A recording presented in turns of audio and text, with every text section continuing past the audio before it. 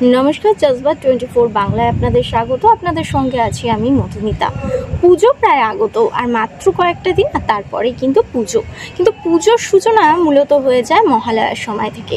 আর মহালয়া মানেই মহিষাসুর মর্দিনী ভোরে উঠে একেবারে টিভির সামনে বসে যাওয়া, অথবা তার আগে ভোর 4টে থেকে আকাশবাণীতে মহালয়ার কিন্তু শুনতে পাওয়া যায় রেডিওতে। এবং এখনও আমরা যারা বাঙালি তারা কিন্তু বয়স্ক থেকে কম বয়সী সবাই কিন্তু মহালয়া দেখতে এবং শুনতে দুটোই ভীষণভাবে পছন্দ করি। তবে মহালয়ার যে আরেকটা বিশেষ বিষয় আছে সেটা হলো তর্পণ। আমরা প্রায় বাঙালিরা প্রায় অনেকেই দেখি যে মহালয়ায় কিন্তু ভোরবেলা হলেই তারা গঙ্গায় চলে যাচ্ছে এবং সেখানে গিয়ে কিন্তু পিতৃপুরুষকে জল নিবেদনের মাধ্যমে কিন্তু তর্পণ করছে।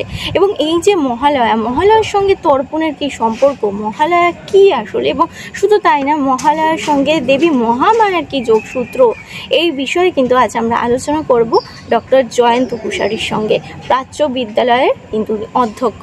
এবং সেই জয়ন্ত স্যারের কাছে কিন্তু আমরা জানতে চাইব এই মহালয়া কি, মহালয়ার সঙ্গে তর্পণের কি সম্পর্ক, এবং অবশ্যই দেবী মহামায়ার সঙ্গে মহালয়ার যোগসূত্র।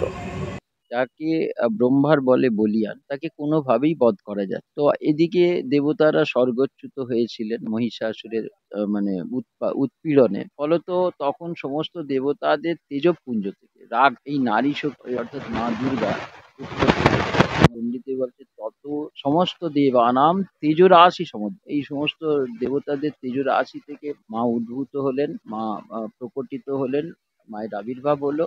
তারপরেই কিন্তু আমরা মহিষাসুরকে বধ করাটা দেখলাম, এবং অনেক ঘটনাচক্র এই ছিল মহিষাসুর মর্দিনী।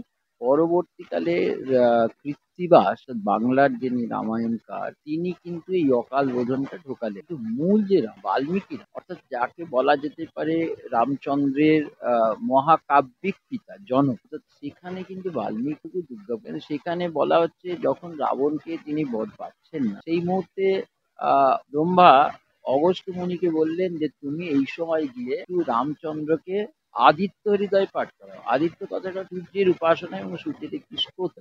শাস্ত্রে বলা হচ্ছে আরোগ্যং ভাস্করাদির, যে নার্ভাসনেস যার মধ্যে আছে অর্থাৎ রামচন্দ্র, সেই মুহূর্তে ওই নার্ভাসনেসটা কাটাবার জন্য বাল্মীকি রামায়ণে উল্লেখ করলাম। তাহলে যে এই গল্পটা তুমি বলতে কিন্তু বাংলার মানুষ বিবাস ভাবলেন যে এই সময় যদি শক্তিহীন হয়ে পড়েছেন রাম, তাই তাকে যদি একটু শক্তি দেওয়া যায়, দুর্গা পুজো আনা যায়, সেখানে কিন্তু আমরা বোধহয় খুব অ্যাপ্রোপ্রিয়েট, এখানে যেন তিনি নার্ভাস, এখানে তাই দুর্গা পুজোর দেখা গেল কৃত্তিবাসী রামচন্দ্র প্রচলন তো আগে থেকে। তো সেখানে এই গল্পটা পাওয়া যায় যে ভগবতী মা দুর্গা রামচন্দ্রের ভক্তির কুণ্ডি পুজোর সময় সেই 100 পদ্ম তবে হনুমান চাঁদলে। ও তারপরে রামচন্দ্র বললেন ঠিক আছে, আমাকে তো লোকে কমলাক্ষ বলে, কমল মানে পদ্ম, তাহলে আমি আমার একটা চোখকে যদি উগড়ে বলে, লক্ষণ তুমি আমায় এই মাত্র উগড়ে দেওয়ার চেয়ে এই মুহূর্তে মা আবির্ভূত হয়ে গল্প অকাল বোধন কৃত্তিবাসীর গল্পটার মন্ত্রে পদার্থায় রাম সুরাহায় কালে ব্রহ্মবোধ ব্যাসিগারে বলা হচ্ছে রাবণের বধের অনুগ্রহে অকালে বোধন করা হচ্ছে, রামচন্দ্র করছেন। যেমন নাকি অতীতে মহিষাসুরকে মর্দন করা যোগশাসুরের গল্পটা আলাদা। বলছি রামচন্দ্রের সঙ্গে দুর্গাপুজোর নেই, কিন্তু কৃত্তিবাসের রামায়ণে আছে, এবং আমাদের বোধনের এই মন্ত্রটা রাবণ মহালয়। তো মহালয়া মানে যে একটু আগে আমরা মহত লয় যশ, মহত লয়, সেখানে হচ্ছে এই লয়ের অবসান। আবার ব্রহ্মবৈবর্ত মহান, আগে আমি মহান আলয় কথাটার অর্থ ব্রহ্মবৈবর্ত অন্যভাবে মহান আলয়ের একটি আলয়, এই আলয়টি হচ্ছে রৌদ্র, এই সূর্য রৌদ্র তীর্থে গমন।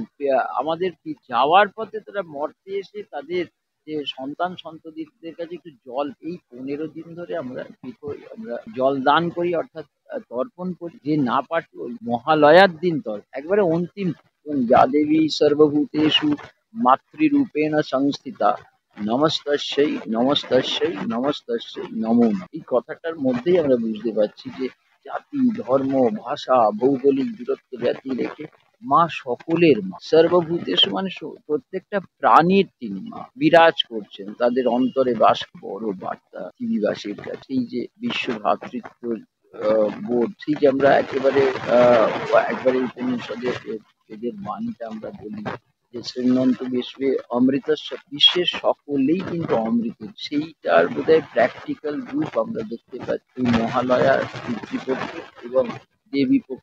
আপনাদের সকলকে অত্যন্ত ধন্যবাদ। আমি মধুমিতা, এতক্ষণ ছিলাম জজবাত 24 বাংলার সঙ্গে।